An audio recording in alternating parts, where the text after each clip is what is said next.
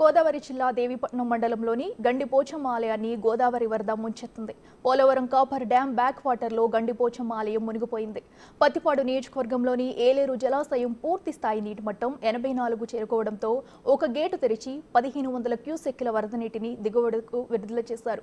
గోదావరి మధ్యలో ఉన్న లంక గ్రామాల ప్రజలను పడవల ద్వారా పునరావాస కేంద్రాలకు అధికారులు తరలించారు. గోదావరి ప్రవాహం ఎక్కువగా ఉండటంతో లోతట్టు ప్రాంత ప్రజలను అప్రమత్తం చేశారు.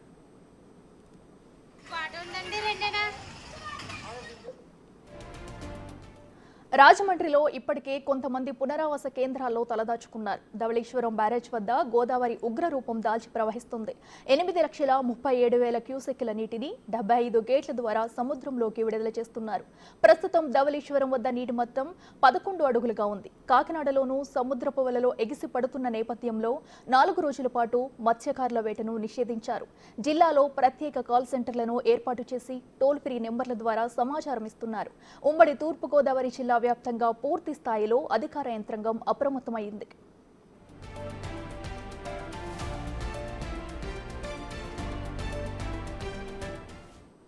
ఇదే అంశానికి సంబంధించి మరింత సమాచారం మా ప్రతినిధి శివశంకర్ అందిస్తారు. తూర్పుగోదావరి జిల్లాలో అయితే గోదావరి ఉగ్రరూపం దాల్చుతుందని చెప్పాలి. ఎగువన కురుస్తున్న వర్షాలకైతే భారీగా భద్రాచలం వద్ద నుంచి నీరైతే కిందకి విడుదల చేస్తున్న పరిస్థితి కనిపిస్తూ ఉంది. ఏదైతే భద్రాచలం వద్ద ఇప్పటికే మొదటి ప్రమాద హెచ్చరిక 44 అడుగులు సుమారుగా నీటి మట్టం చేరుకోవడంతో మొదటి ప్రమాద హెచ్చరికను అయితే అధికారులు జారీ చేశారు. ఈ నేపథ్యంలోనే ఆ వాటర్ అంతా కూడా పోలవరం వద్ద నుంచి 48 గేట్లు ఎత్తి అక్కడి నుంచి కూడా దిగువ విడుదల చేస్తున్నారు. అదైతే ధవళేశ్వరం వద్ద కూడా ఇప్పటికే 175 గేట్లను తెరిచి 8,37,000 క్యూసెక్ల నీటిని అయితే దిగువకు విడుదల చేస్తున్నారు సముద్రంలోకి అధికారులు. ఈ నేపథ్యంలో చూసుకున్నట్లయితే పోలవరం బ్యాక్ వాటర్ అంతా కూడా అక్కడ స్పిల్వే వెనక నిండిపోవడంతో గండిపోచమ్మ ఆలయం కూడా పూర్తి స్థాయిలో అయితే మునిగిపోయింది.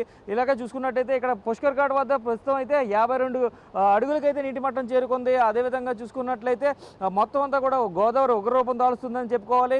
గండిపోచమ్మ ఆలయం అంతా కూడా పూర్తిగా నీళ్ళలో మునిగిపోయింది. కేవలం శిఖరం మాత్రమే, ఆలయ శిఖరం మాత్రమే కనిపిస్తున్న పరిస్థితులు కనిపిస్తున్నాయి. అలాగే చూసుకున్నట్లయితే ధవళేశ్వరం వద్ద కూడా పూర్తిగా ఏదైతే గోదావరి అయితే ఉగ్రరూపాన్ని దాల్చుకుని విస్తృతంగా అయితే ప్రవహిస్తున్న పరిస్థితి అయితే ఇక్కడ కనిపిస్తూ ఉన్నాయి. అలాగే చూసుకున్నట్లయితే మనం ఏలేరు జలాశయం వద్ద కూడా పూర్తి స్థాయిలో అయితే నీటి మట్టం చేరుకున్న పరిస్థితి కనిపిస్తున్నాయి. ఏదైతే పూర్తి స్థాయికి అయితే 84.42 అడుగులకైతే ప్రస్తుతం అయితే నీరు చేరుకుంది. ఈ నేపథ్యంలో చూసుకున్నట్లయితే కలెక్టర్ ఆదేశాల మేరకు అయితే 1500 క్యూసెక్కుల నీటిని దిగువకు విడుదల చేస్తున్నారు. ఏలేరు జలాశయం వద్ద నుంచి అయితే పత్తిపాడు నియోజకవర్గానికి సంబంధించి. ఈ విధంగా చూసుకున్నట్టయితే కొన్ని లంక గ్రామ ప్రాంతాలకు అయితే ఇప్పటికే నీరు వచ్చి చేరుకోవడంతో అధికారులు అయితే పూర్తి స్థాయిలో అప్రమత్తం అయ్యారు. అలాగే చూసుకున్నట్లయితే గోదావరి ఎంత ప్రమాదకరంగా ప్రవహిస్తుందో చూడొచ్చు. గోదావరిలో వెళ్తున్న బోట్ ఏదైతే ఉందో ఆ బోట్ చూడొచ్చు ఎంత ఫ్లోటింగ్ అవుతో అది ముందుకు వెళ్ళిపోతుంది. పక్కకు వెళ్లాల్సిన బోట్ కూడా ముందుకు వెళ్తున్న పరిస్థితులు ఇక్కడ కనిపిస్తున్నాయి. ఏదైతే అక్కడ ఉన్న చూడొచ్చు గోదావరి మధ్యలో ఉన్న లంక గ్రామ ప్రజలందరినీ సురక్షిత ప్రాంతాలకు తరలించే ప్రయత్నం అయితే అధికారులు చేస్తున్నారు. ఈ నేపథ్యంలోనే బోట్ల ద్వారా వాళ్ళందరినీ కూడా సురక్షిత ప్రాంతాలకు ఏదైతే పునరావాస కేంద్రాలకు తరలిస్తున్న పరిస్థితులు కనిపిస్తున్నాయి. ఆ బోట్ల ద్వారా అయితే అక్కడ ఉన్న లంక గ్రామ ప్రజలు ఏదైతే గోదావరి మధ్యలో ఉన్న లంక గ్రామ ప్రజలందరినీ కూడా సురక్షిత ప్రాంతాలకు తరలించే ప్రయత్నం అయితే అధికారులు చేస్తున్నారు.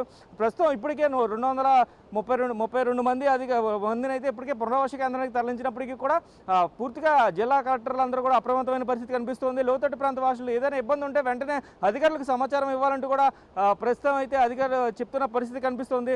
ఇది పూర్తిగా గోదావరి ఉగ్రరూపానికి సంబంధించి అయితే గోదావరి పుష్కర్ ఘాట్ వద్ద నుంచి